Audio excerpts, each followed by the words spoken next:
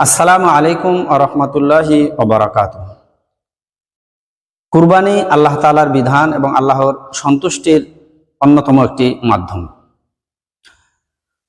আগামীতে আসতেছে ঈদুল আজহা তথা কুরবানির ঈদ।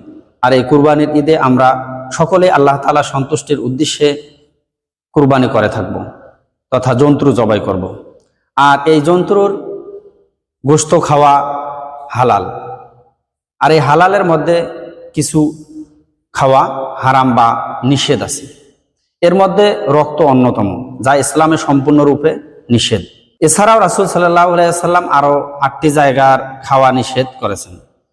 তার মধ্যে 1 নাম্বার হচ্ছে প্রবাহিত রক্ত, 2য় নাম্বার হচ্ছে অন্ডকোষ, 3য় নাম্বার মূত্রথলি, 4র্থ নাম্বার চামড়া ও গোশতের মাঝে সৃষ্ট জমাট মাংসপিণ্ড, 5ম নাম্বার হচ্ছে পিত্ত, 6ষ্ঠ নাম্বার নর পশুর পুংলিঙ্গ, 7ম নাম্বার হচ্ছে মাদি পশুর স্ত্রীলিঙ্গ এবং 8ম নাম্বার হচ্ছে মেরুদণ্ডর ভেতরে একটি সাদা অংশ থাকে এবং মগজের মধ্যে যে সাদা অংশ থাকে। এই 8টি জায়গা খাওয়া সম্পূর্ণ নিষেধ ইসলামের মধ্যে।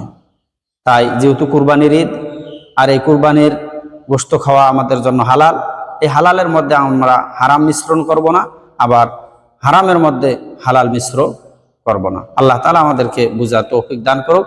আল্লাহুম্মা আমিন।